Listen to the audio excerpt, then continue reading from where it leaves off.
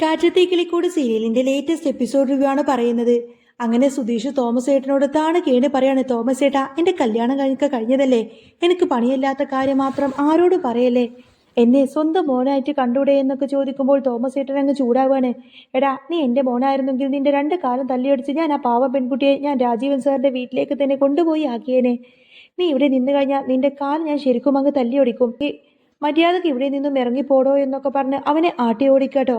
സുധീഷ് അവിടെ നിന്ന് നിവൃത്തിയില്ലാതെ മടങ്ങി. പിന്നീട് കാണിക്കുന്നത് നിധിയാണ്. നിധി ഇങ്ങനെ ഓരോ ബുക്കൊക്കെ വായിച്ചു കൊണ്ടിരിക്കുമ്പോഴാണ് നികേഷ് അങ്ങോട്ടേക്ക് വരുന്നത്. ഏട്ടത്തി, നമുക്ക് വല്ലതും കഴിച്ചാലോ, നല്ല വിശപ്പ് എന്ന് നികേഷ് പറയുമ്പോൾ എനിക്കും നല്ല വിശക്കുന്നുണ്ട് എന്ന് നിധി മറുപടി കൊടുത്തു. അപ്പോഴാണ് ഹരീഷ് അങ്ങോട്ടേക്ക് വരുന്നത്. ദേ, ഹരീഷ് വരുന്നുണ്ടല്ലോ എന്ന് നിധി പറയുമ്പോഴും നിധിയെ കണ്ടതോടുകൂടി തന്നെ ഹരീഷ് ആകെ ഒരു വെപ്രാളം. അയ്യോ, എനിക്ക് പെട്ടെന്നൊരു പണിയുണ്ട് എന്നൊക്കെ പറഞ്ഞ് അവൻ അവിടെ നിന്നും വലിയാൻ നോക്കുകയാണ്.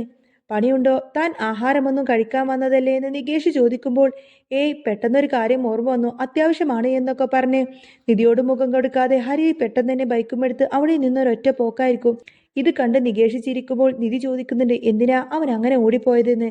അതിന് നികേഷ് പറയുന്നുണ്ട്, ഏട്ടത്തിയെ രാവിലെ അമ്മാതിരി തിരില്ലേ അവൻ പറഞ്ഞത്, അതിന്റെ ഒരു ചമ്മല് കാണും, 2-3 ദിവസം ഇങ്ങനെയൊക്കെ ഇരിക്കും, അത് കഴിഞ്ഞാൽ പിന്നെ മാറിക്കോളും, ഇതൊക്കെ ഞങ്ങൾ എത്ര കണ്ടതാ എന്ന് പറഞ്ഞ് നികേഷ് നിധിയെ വിളിച്ചുകൊണ്ട് തന്നെ നേരെ അടുക്കളയിലേക്ക് പോയി. അവിടെ ചെന്ന് ഓംലെറ്റ് ഉണ്ടാക്കുമ്പോൾ നികേഷ് അതിൽ കുറച്ച് വെള്ളം ഒഴിക്കുന്നുണ്ട്. ഇത് കാണുമ്പോൾ നിധി അത്ഭുതപ്പെടുന്നു. നികേഷ് പറഞ്ഞു കൊടുക്കാണ്, നമ്മൾ ഓംലെറ്റ് അടിക്കുമ്പോൾ കുറച്ച് വെള്ളമോ പാലോ ചേർത്ത് കഴിഞ്ഞാൽ അതിന് നല്ല ഫ്ലഫി ആയിട്ടിരിക്കും. സുഭാഷ് ഏട്ടനെ പോലെ നിനക്കും പാചകം അറിയാമല്ലേ എന്ന് നിധി ചോദിക്കുമ്പോൾ കുറച്ചൊക്കെ അറിയാമെന്നും ഏട്ടൻ ഒന്നിനും ഞങ്ങൾ വിടാറില്ല എന്നും എല്ലാ കാര്യങ്ങൾ ഏട്ടൻ തന്നെയാണ് ചെയ്തു തരുന്നത് എന്നും അവൻ പറഞ്ഞു. സംസാരത്തിനിടയിൽ അമ്മ മരിച്ചിട്ട് എത്ര കാലമായി എന്ന് നിധി ചോദിക്കുമ്പോൾ തനിക്ക് ഓർമ്മ വെച്ച കാലം തൊട്ടേ അമ്മയില്ലെന്ന് നികേഷ് സങ്കടത്തോടെ പറഞ്ഞു.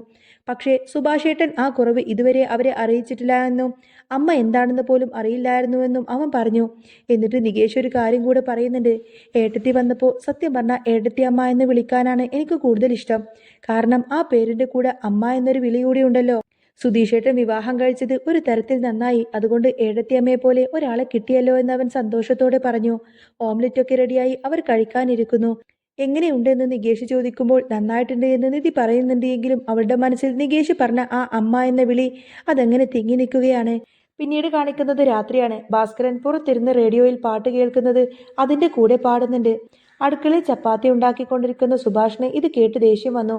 നിധി ഉമ്മറത്തേക്ക് വന്നിട്ട് അച്ഛൻ നന്നായിട്ട് പാടുന്നുണ്ടല്ലോ എന്ന് പറഞ്ഞപ്പോൾ ഇതിനും വലിയ ഐഡിയ സ്റ്റാർ സിംഗർമാരുടെ ഇവിടെ ഉണ്ടെന്ന് നികേഷ് കളിയാക്കി. സുഭാഷ് ഏട്ടൻ അടുക്കളയിൽ പണിയാണെന്ന് സുധീഷ് പറയുമ്പോൾ നിധി അങ്ങോട്ടേക്ക് ചെന്നു. ഞാൻ സഹായിക്കണോ എന്ന് ചോദിക്കുമ്പോൾ വേണ്ട പോലെ എന്ന് സുഭാഷ് പറഞ്ഞു. എന്നാൽ ഞാൻ പച്ചക്കറിയൊക്കെ കഴുകിത്തരാമെന്ന് പറഞ്ഞ് നിധി സഹായിക്കുന്നു. ഇത് കണ്ട് സുധീഷ് നികേഷിനോട് പറയുന്നുണ്ട്, കണ്ടോടാ, നമ്മൾ കെട്ടിക്കൊണ്ടുവന്ന പെണ്ണുങ്ങൾ ഇങ്ങനെയായിരിക്കണം, എന്തൊരു അടക്കവും ഒതുക്കുവാണ്, വലിയ വീട്ടിലെ കുട്ടിയാണെന്ന് പറയുമോ എന്ന് ചോദിക്കുമ്പോൾ തിരഞ്ഞെടുത്ത ചെക്കൻ തെറ്റിപ്പോയി എന്ന് നികേഷ് കളിയാക്കിക്കൊണ്ട് തന്നെ പറഞ്ഞ് അവിടെ നിന്നും മാറി. അപ്പോഴാണ് ഹരീഷ് ബൈക്കിൽ വരുന്നത്. ഉച്ചക്ക് ഓടിപ്പോയ ആള് വന്നല്ലോ എന്ന് നികേഷ് പറയുമ്പോൾ നിധി ചിരിച്ചു. ചമ്മൽ കാരണം ഓടിയതാണെന്ന് സുഭാഷിനോട് നികേഷ് പറയുന്നുണ്ട്. ഹരീഷ് വീട്ടിലേക്ക് വരുമ്പോൾ നിധി മുന്നിൽ തന്നെയുണ്ട്. എന്താ ഉച്ചക്ക് അങ്ങനെ ഓടിപ്പോയത് എന്ന് നിധി ചോദിക്കുമ്പോൾ ഹരീഷ് തല താഴ്ത്തി നിന്ന് തന്റെ കയ്യിലുണ്ടായിരുന്ന ഒരു ചെറിയ ഗിഫ്റ്റ് ബോക്സ് നിധിക്ക് നേരെ നീട്ടി. അത് കാണുമ്പോൾ സന്തോഷത്തോടെ നിധി അത് വാങ്ങാനാഞ്ഞു. പക്ഷേ നികേഷ് അത് തട്ടിപ്പറിച്ചു അങ്ങ് വാങ്ങിച്ചു. ആഹാ, ഗിഫ്റ്റ് ഒക്കെ ഉണ്ടല്ലോ എന്ന് പറഞ്ഞു നോക്കുമ്പോൾ അതിലൊരു കപ്പാണ്. സുധീഷും അത് വാങ്ങി നോക്കിയിട്ട് ഇതെന്താ എന്ന് ചോദിക്കുന്നു. അപ്പോഴാണ് സുഭാഷ് പറയുന്നത്, അവൻ അങ്ങനെ തന്നെയാണ്, ആരോടെങ്കിലും വഴക്കിട്ടാൽ അത് തീർക്കാൻ ഇങ്ങനെ ഓരോ ഗിഫ്റ്റ് കൊണ്ടുവരുമെന്നത്. എനിക്ക് മാത്രം ഒന്നും തരില്ലെന്ന് സുധീഷ് പരാതിപ്പെട്ടപ്പോൾ നിനക്ക് തന്നു തുടങ്ങിയാൽ അവന്റെ ശമ്പളം തികയില്ലെന്ന് സുഭാഷ് കളിയാക്കി പറഞ്ഞു. നിധി ആ കപ്പ് വാങ്ങിയിട്ട് ഹരീഷിനോട് താങ്ക്സ് പറയുന്നു. ഹരീഷിന്റെ മുഖത്ത് അപ്പോൾ ഒരു ചെറിയ ചിരി വരുന്നുണ്ട്. ഭക്ഷണം കഴിക്കാൻ നേരത്ത് അച്ഛനെയും കൂടി വിളിക്കാമെന്ന് നിധി പറഞ്ഞു.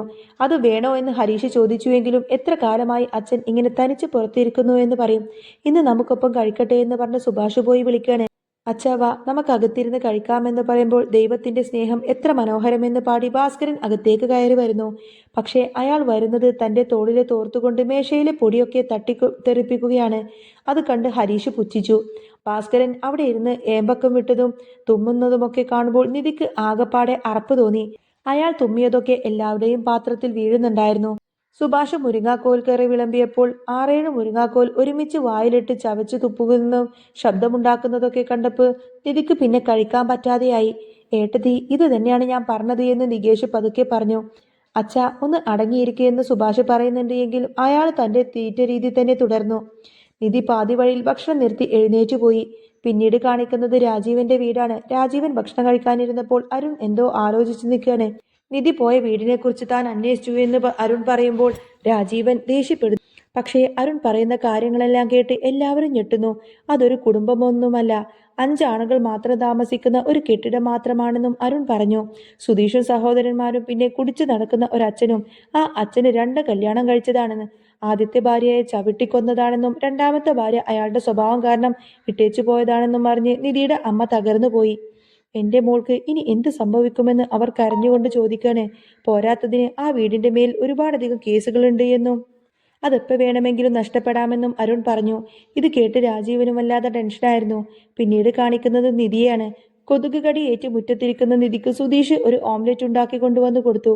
സുധീഷിന്റെ കമ്പനിയെക്കുറിച്ച് നിധി ഓരോന്ന് ചോദിക്കുമ്പോൾ അവൻ കള്ളത്തരങ്ങളങ്ങ് പറഞ്ഞു ഒപ്പിക്കാൻ നോക്കുന്നുണ്ട്. സുധീഷിന്റെ ഏട്ടൻ ആർക്കിടെക്റ്റ് ആണല്ലോ, എനിക്കും ആർക്കിടെക്ട് ജോലി അറിയാവുന്നതുകൊണ്ട് ഏട്ടന്റെ ഓഫീസിൽ എനിക്കൊരു ജോലി ശരിയാക്കി തരാമോ എന്ന് നിധി ചോദിക്കുമ്പോൾ സുധീഷ് ആകെ ഞെട്ടി നിൽക്കുകയാണ്. ഇവള് ഞാനിനി എന്ത് പറഞ്ഞ് മനസ്സിലാക്കുമെന്നൊക്കെ ചിന്തിച്ചുകൊണ്ട് തന്നെ സുധീഷ് ആകെ ഞെട്ടലോടെ നോക്കി നിൽക്കുന്നതും കാണിച്ചുകൊണ്ടാണ് കേട്ടോ എപ്പിസോഡ് പൂർണ്ണമാവുന്നത്. ഇനി നാളെ കാണിക്കുന്ന നല്ല തകർപ്പൻ എപ്പിസോഡ് തന്നെയാണ്. അമ്മായി നിധിയോട് അവിടെ വന്ന് ഓടിപ്പോവാൻ പറയുന്നു. സുധീഷിന്റെ ജോലി നഷ്ടപ്പെട്ടു പോയി എന്നും സുഭാഷ് ഇവരുടെ ചെലവ് കൂടി നോക്കേണ്ടി വരുമെന്നൊക്കെ ഹരീഷ് പറയുന്ന ഭാഗങ്ങളൊക്കെ കാണിക്കുന്നുണ്ട്. ഇനി നാളത്തെ എപ്പിസോഡ് ഞാൻ ഈ ഒരു ചാനലിൽ ഉടനെ തന്നെ അപ്ലോഡ് ചെയ്യുന്നതായിരിക്കും കേട്ടോ. നിങ്ങൾക്ക് ഈ ഒരു ചാനൽ ഇഷ്ടമാണെങ്കിൽ സബ്സ്ക്രൈബ് ചെയ്യാനും സപ്പോർട്ട് ചെയ്യാനും മറക്കല്ലേ. നെക്സ്റ്റ് വീഡിയോ ആയിട്ട് ഉടനെ വരാം. ബൈ.